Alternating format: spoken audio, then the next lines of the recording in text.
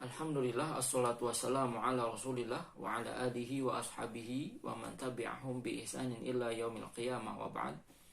Insyaallah kali ini kita akan berbicara terkait fikih muamalah, di mana muamalah sendiri berasal dari kosakata amala yu'amilu muamalatan, yang artinya adalah saling berinteraksi, saling beramal, saling berusaha. Berarti ada interaksi antara satu pihak dengan pihak yang lainnya. Adapun secara definisi istilahi, fikih muamalah itu dipandang dari dua sisi. Sisi yang pertama, sisi luas, di mana fikih muamalah berarti membahas seluruh aktivitas manusia, amalul insan, perbuatan manusia. Baik itu kaitannya dengan pernikahan, sengketa pernikahan, pidana, perdata, berperacara di pengadilan, dan kaitan-kaitan mengenai perbuatan manusia. Itu fikih muamalah. Adapun definisi fikih muamalah secara sempit, para ulama mengartikannya sebagai jami'ul uqud, seluruh transaksi allati biha yatabadalu manafi'uhum, di mana dengan transaksi itu manusia bisa saling tukar menukar manfaat. Artinya fikih muamalah secara sempit berarti hanya membahas terkait transaksi, akad yang dilakukan oleh manusia dengan manusia yang lainnya.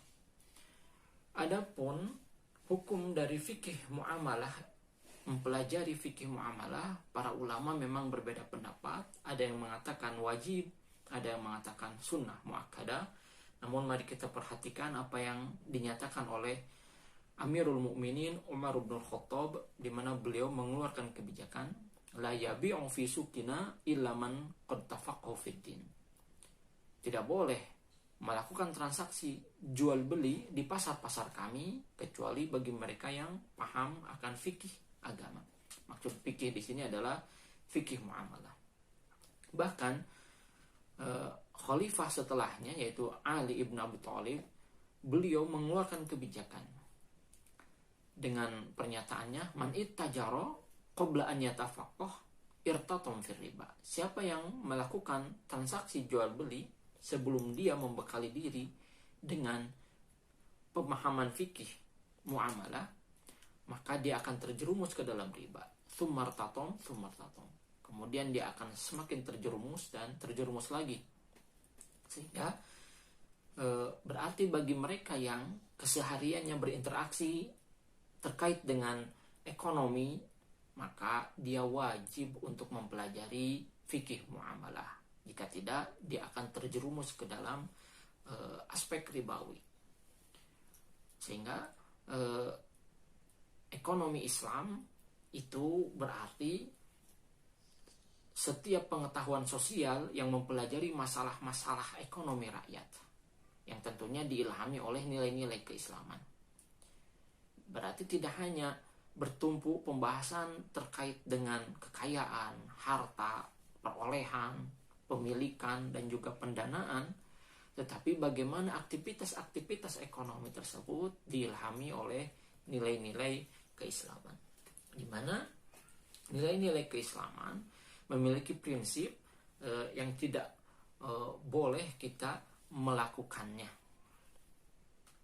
Ada prinsip yang tidak boleh dilakukan oleh para pelaku ekonomi Islam.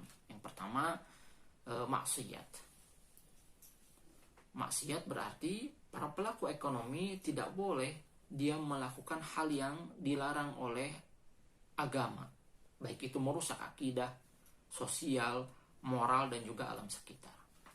Seperti contohnya melakukan aktivitas ekonomi dengan praktek perdukunan, ya, menempelkan jimat di jongkok ataupun di toko, ataupun dia melakukan praktek ekonomi pelacuran, perjudian, dan merusak alam sekitar. Itu yang dimaksud dengan kemaksiatan, harus dihindari. Itu adalah prinsip ekonomi Islam.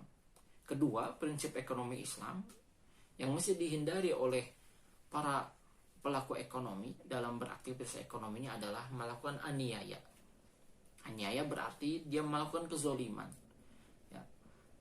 Bentuk-bentuk kezoliman yang dilakukan seperti mengambil hak orang lain dengan hal yang tidak disyariatkan, kemudian mencederai orang lain seperti memaksa, mencuri, merampok, mengurangi takaran, itu merupakan sebuah perilaku aniaya dalam berekonomi. Itu harus dihindari. Yang ketiga yang mesti dihindari adalah gharar. Gharar berarti ada kesamaran ataupun ketidakjelasan dalam bertransaksi. Baik itu ketika bertransaksi tidak jelas apa yang dimaksudkan oleh pihak yang pertama kepada pihak yang kedua ketika bertransaksi, ataupun ketidakjelasan dalam objek akadnya. Misalkan tidak diketahui cacat dari objek akad tersebut, itu merupakan perbuatan yang gharar karena dia menyembunyikan aib suatu barang, ataupun bisa jadi dengan melakukan promosi iklan dengan pernyataan-pernyataan yang membuat orang lain menarik padahal tidak sesuai dengan kenyataannya. Selanjutnya yang diharamkan, yang dihindari oleh para pelaku ekonomi Islam adalah berperilaku haram. Haram di sini baik itu haram li ghairihi ataupun haram li dzatihi. Dalam bertransaksi, dia tidak boleh mentransaksikan sesuatu yang haram li dzatihi, haram secara zatnya. Seperti menjual belikan khamar, menjual belikan daging babi, ataupun haram li ghairihi, haram karena sebab yang lainnya. Secara zat dia halal, tetapi haram karena aspek lain. Contohnya dia melakukan tipu muslihat, berbuat licik, itu adalah haram li ghairihi. Ataupun dia menjual barang di mana keuntungannya untuk pendanaan persenjataan musuh Islam. Nah, itu merupakan haram li ghairihi. Selanjutnya yang mesti dihindari adalah riba. Riba berarti mengeksploitasi kesulitan orang lain, kelemahan orang lain dengan cara yang tidak dibenarkan dalam syariat. Itu adalah riba yang nantinya kita akan bahas itu secara mendalam di sesi berikutnya. Hal yang mesti dihindari adalah ihtikar. Ihtikar berarti dia menimbun barang, di mana dengan penimbunan tersebut mengakibatkan kelangkaan produk di pasaran sehingga menyebabkan otomatis kepada naiknya nilai suatu barang. Itu merupakan hal yang dilarang dalam berekonomi Islam. Terakhir, hal yang mesti dihindari dalam ekonomi Islam adalah perilaku batil. Batil di sini berarti dia melakukan transaksi ekonomi tetapi tidak sesuai dengan rukun-rukunnya, ataupun ada syarat-syarat dari transaksi tersebut yang tidak terpenuhi, maka itu yang dimaksud dengan transaksi batil. Adapun mengenai mekanisme bisnis Islam, setelah kita mengetahui apa yang perlu dihindari dalam ekonomi, mekanisme bisnis Islam kita lihat dari 3 proses. Proses yang pertama, proses input. Proses yang kedua adalah proses dari transaksi itu. Kemudian proses yang ketiga adalah output. Jadi secara input nanti di mana para pelaku ekonomi dia mesti memiliki niat, motif yang baik dalam melakukan transaksi ekonomi. Niatnya karena Allah untuk menolong sesama manusia. Dan objek yang dijadikan transaksi, bendanya mesti halal dan juga baik. Itu secara inputnya. Adapun mengenai prosesnya, proses interaksi dalam transaksi berarti dia mesti benar dan juga tepat. Benar dan tepat ini berarti berpijak kepada ketentuan syariat. Sehingga nanti dalam outputnya ketika dia selesai bertransaksi ekonomi, dia mendapatkan keuntungan dan juga keberkahan. Ya, tidak hanya profit oriented tetapi juga berkah oriented. Sehingga apa yang kita lantunkan dalam doa akan tercapai, yaitu hasanah fid dunya wal akhirah. Mendapatkan kebaikan di dunia dan juga kebaikan di akhirat. Itu yang kita harapkan. Maka dalam mekanisme bisnis Islam ini terbentuklah muslimpreneur ataupun muslim yang berbisnis atas dasar nilai-nilai keislaman. Kriteria ekonomi Islam itu sendiri, dia memiliki kriteria robaniyatul masdar. Dasarnya mesti robani. Berarti niat awalnya tadi, inputnya itu mesti robani. Dasar-dasarnya pun dalam berinteraksi mesti robani, sesuai dengan apa yang ditetapkan dalam Al-Quran ataupun As-Sunnah. Yang kedua, kriteria ekonomi Islam adalah tujuannya mesti robani. Robaniyatul hadaf, karena Allah, bukan karena yang lainnya. Jadi ketika karena Allah, maka apa yang dia lakukan akan semaksimal mungkin dia lakukan, karena Allah yang menjadi tujuannya, bukan manusia. Ada manusia ataupun tidak ada manusia, dia akan melakukan aktivitas secara maksimal. Kriteria ekonomi Islam yang ketiga adalah al-muzdawijatur riqabah, memiliki pengawasan ganda, di mana tadi ketika tujuannya karena Allah, karena kita tahu bahwa yang mengawasi kita tidak hanya manusia, tetapi juga Allah Azza wa Jalla. Yang keempat, al-jam'u baina tsabati wal murunah. Jadi dalam ekonomi Islam, kriteria ekonomi Islam itu perpaduan antara mapan dan juga fleksibel. Artinya ada dalam ekonomi Islam itu sudah mapan, tidak bisa dirubah. Seperti riba itu hukumnya haram, itu tidak dapat dirubah sampai kapanpun. Ada juga yang fleksibel, di mana ini bisa dirubah selama tidak bertentangan dengan syariat. Pastinya ini terkait dengan sistem. Jadi apabila dasarnya itu dia mapan, namun sistemnya bisa berubah. Contohnya adanya bank, itu tidak ada zaman Rasulullah, dan itu merupakan sebuah sistem diperbolehkan selama terhindar dari sistem ribawi. Kriteria ekonomi Islam yang selanjutnya adalah at-tawazun bainal madiyah war ruhiyah. Seimbang antara aspek materi dan juga aspek ruhi. Jadi tidak hanya tadi profit oriented, tetapi juga keberkahan yang dia inginkan. Karena kebahagiaan itu datangnya dari hati, bukan datang dari materi. Selanjutnya, kriteria ekonomi Islam atau wazun baina maslahah al-fard wa maslahah al-jamaah. Seimbang antara kemaslahatan individu dan juga kemaslahatan komunal. Di mana dalam berekonomi dia tidak hanya memikirkan diri sendiri, tetapi juga untuk kesejahteraan orang lain juga, memberikan kebutuhan orang lain juga. Ta'awun 'alal birri wat taqwa. Kriteria selanjutnya dalam ekonomi Islam itu al-waqi'iyah, mempelajari realitas. Jadi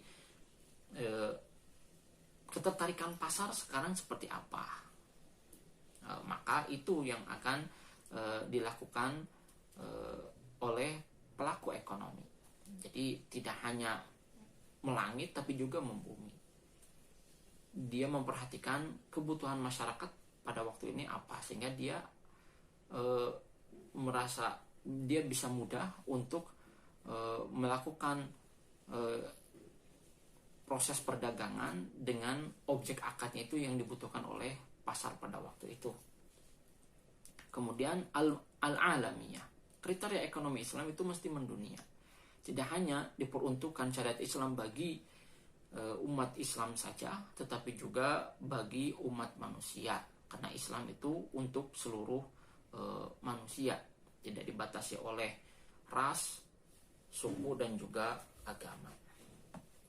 Itu terkait mengenai prinsip-prinsip dasar dalam ekonomi Islam, yang dimana pastinya berekonomi itu mencari hal-hal yang diinginkan oleh manusia, yaitu harta. Konsep harta dalam Islam, di mana harta dalam bahasa Arab berarti al-malu. Secara bahasa artinya mala yamilu mailan, yang berarti condong. Ada kecondongan manusia terhadap hal tersebut. Sehingga para ulama mendefinisikan harta secara istilahi yang berarti kullu ainin dzati qimatin madiyatin. Setiap zat yang berharga, yang bersifat materi. Mutadawilatin bainan nas, yang berputar di antara manusia. Berarti harta adalah setiap zat yang memiliki nilai harga dan bersifat materi, yang dimana harta ini diakui keberadaannya ini adalah harta oleh masyarakat. Adapun syarat-syarat disebut harta dalam Islam itu karena harta tersebut dapat diambil manfaatnya. Jika tidak dapat diambil manfaat, maka itu bukan harta. Semisal satu butir beras itu bukan harta, meskipun itu adalah zat yang bermateri, tetapi tidak bernilai karena tidak ada manfaatnya. Syarat yang kedua, harta itu mempunyai nilai ekonomi. Berarti bisa ditaksir dengan mata uang harta tersebut. Yang ketiga, syarat dari harta adalah diakui secara adat. Diakui oleh manusia bahwa ini adalah harta. Misalkan laptop diakui oleh manusia itu adalah harta. Mata uang diakui oleh manusia itu adalah harta. Jadi ada pengakuan secara adat. Yang keempat, terakhir, syarat dari harta adalah adanya perlindungan dari ulul amri, dari pemerintah, melindungi bahwa itu adalah harta. Ketika dimiliki oleh seseorang, maka tidak boleh diambil oleh orang lain secara batil. Kedudukan harta dalam Islam ada beberapa kedudukan, di mana harta dalam Islam itu sebagai perhiasan hidup. Al-mal wal banun zinatul hayat dunya. Harta dan juga anak-anak itu merupakan perhiasan di kehidupan dunia. Maka itu suatu hal yang diinginkan oleh manusia sebagai perhiasan, diantaranya adalah harta. Kedudukan harta yang selanjutnya adalah harta sebagai kebutuhan dasar. Karena memang manusia telah dihiasi oleh Allah Azza wa Jalla untuk menyukai harta. Ketika sudah dihiasi oleh Allah seperti itu karakter dasarnya, berarti itu menjadi sebuah kebutuhan bagi manusia. Zuyyina linnasi hubbus syahawat minan nisa'i wal banin wal qanatiril muqantarati minadh dhahabi wal fiddah. Al-ayat di mana manusia dizuyina, manusia dihiasi oleh Allah menyukai wanita, menyukai harta. Itu adalah kebutuhan dasar manusia. Harta juga dalam Islam itu sebagai ujian. Innama auladukum wa amwalukum fitnah. Di mana anak-anak dan juga harta kalian itu adalah ujian. Menguji keimanan kita, apakah dengan harta mengantarkan kita mengantarkan kita atas ridhonya Allah ataukah murkanya Allah. Kedudukan harta yang selanjutnya adalah harta sebagai alat, bukan sebagai tujuan. Sehingga Rasulullah pernah melaknat kepada para pemuja harta. Ta'isa abdud dinar wa abdud dirham wa abdul khamisah. Jadi celakalah orang yang menghamba dinar, menghamba mata uang, menghamba pakaian. Itu karena harta bagi umat Islam bukanlah tujuan, tetapi sebagai jalan. Terakhir, kedudukan harta dalam Islam, di mana harta secara mutlak adalah milik Allah Azza wa Jalla. Harta yang kita miliki pada hakikatnya adalah milik Allah. Ala inna lillahi ma fis samawati wa ma fil wal ard. Ketahuilah bahwa apa-apa yang ada di langit dan juga di bumi itu adalah milik Allah Azza wa Jalla. Nah, apa yang kita dapatkan itu nanti akan diminta pertanggungjawaban. Harta di dalam Islam itu ada beberapa bentuk. Jika dilihat dari keabsahannya, harta dibagi dua, ada harta mutakawim dan juga harta ghair mutakawim. Harta mutakawim adalah harta yang secara syariat boleh diambil manfaatnya. Adapun harta ghair mutakawim adalah harta yang secara syariat tidak boleh diambil manfaatnya. Harta mutakawim contohnya makanan halal, pakaian, ya. Adapun ghair mutakawim contohnya khamar, itu tidak boleh dimanfaatkan secara syariat. Ada pembeda seperti ini karena apabila kita merusak harta mutakawim milik orang lain, maka kita wajib menggantinya. Namun apabila kita merusak harta ghair mutakawim milik orang lain, tidak perlu kita menggantikannya. Contoh, kita merusak khamar yang ada di rumah seseorang, kita lemparkan. Nah, tidak perlu kita mengganti dari khamar tersebut. Selanjutnya bentuk harta yang kedua dipandang dari sifatnya.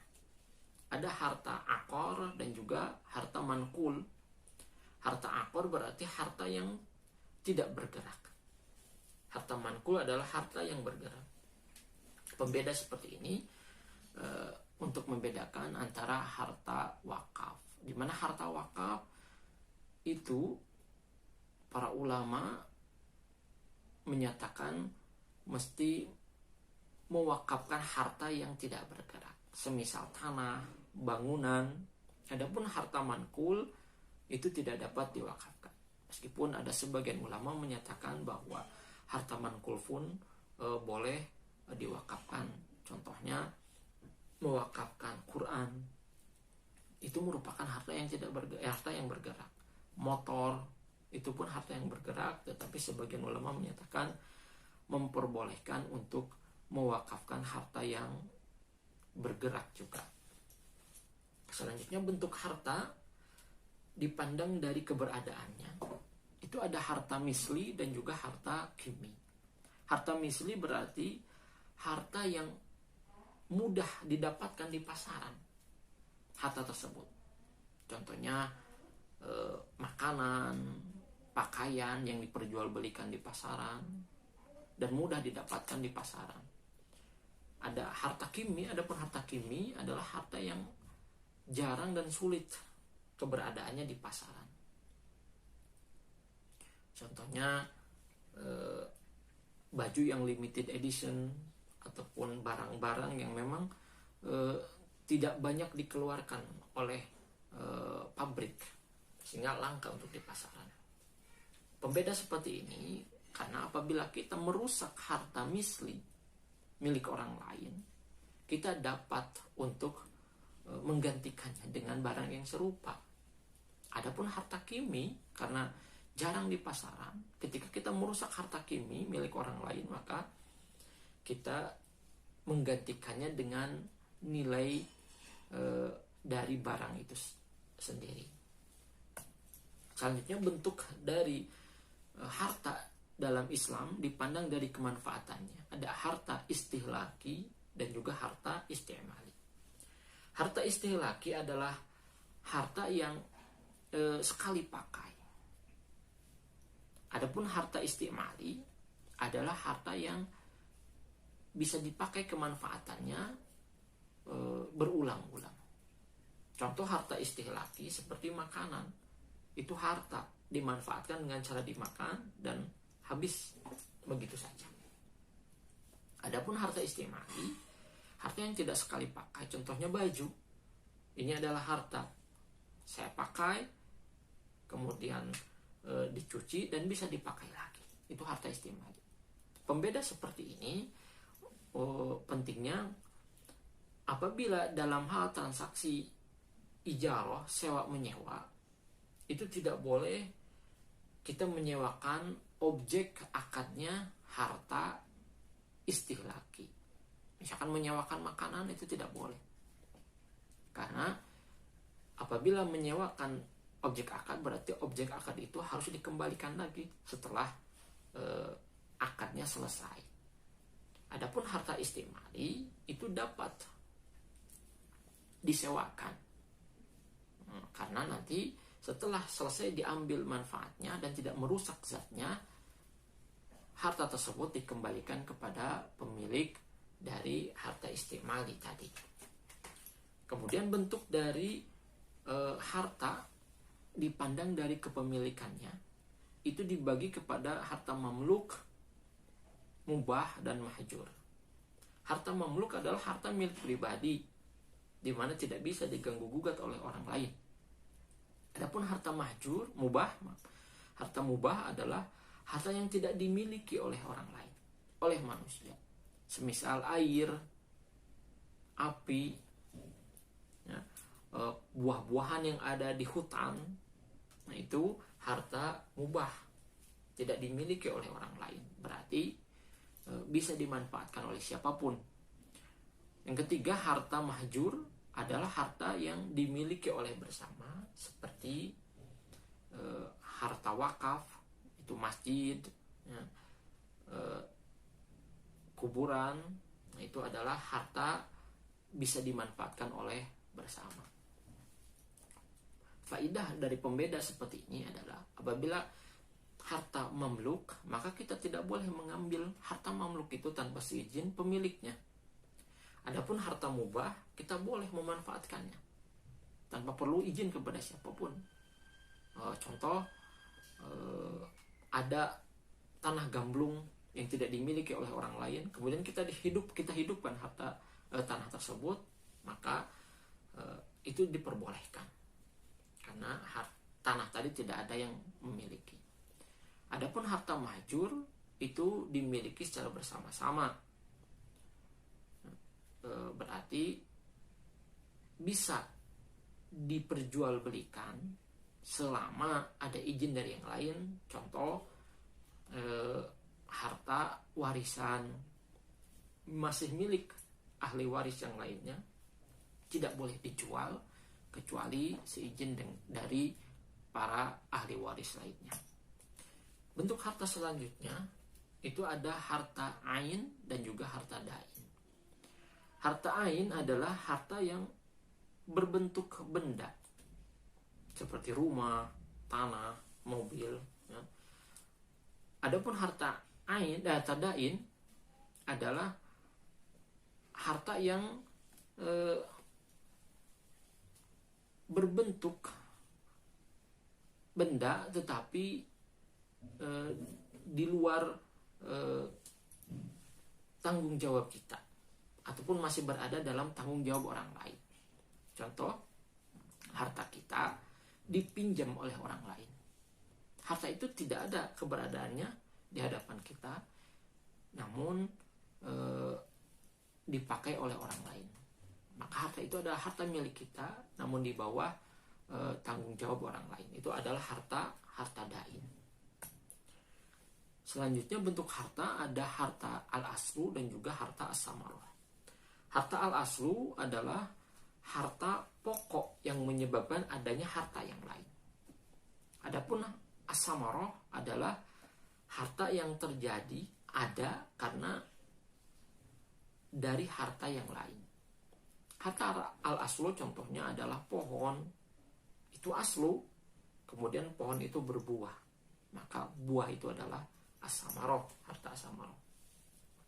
Pembeda seperti ini, misalkan dalam kasus ketika seseorang menjual lahan tanah, ya, maka yang dijual adalah tanah. Namun bagaimana jika di atas tanah itu ada rumah? Maka rumah itu tidak otomatis terjual, karena rumah itu sendiri adalah harta aslu, bukan harta as-samarah dari tanah. Sehingga transaksinya berbeda antara menjual tanah dengan menjual rumah. Beda halnya dengan menjual pohon, di mana di pohon itu ada buahnya, maka terjual pula buah di pohon tersebut ketika menjual pohonnya. Selanjutnya,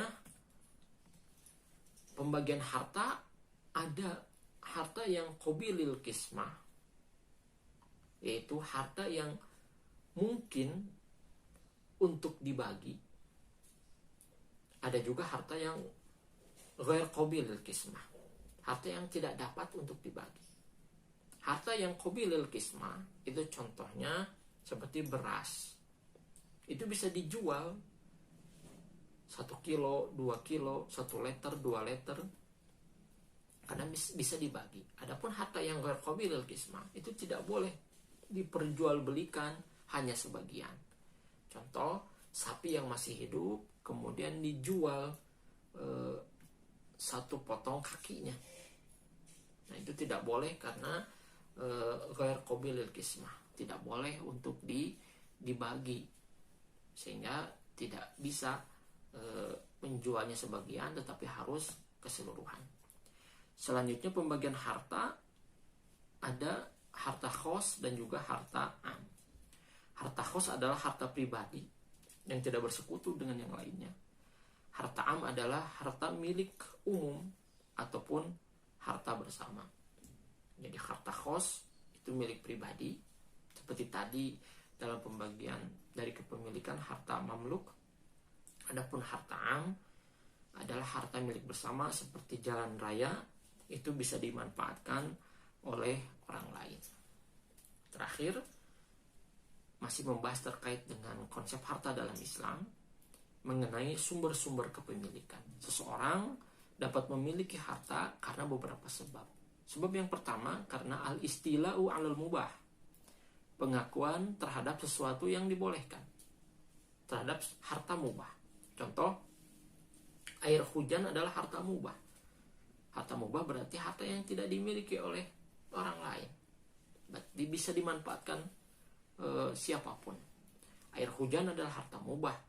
Tetapi ketika air hujan kita tampung dalam ember milik sendiri, maka air hujan itu yang tadinya mubah menjadi harta mamluk, menjadi milik pribadi. Ataupun tadi sudah diberikan contoh, tanah tak bertuan kemudian kita tanami, maka tanah tak bertuan itu milik diri sendiri.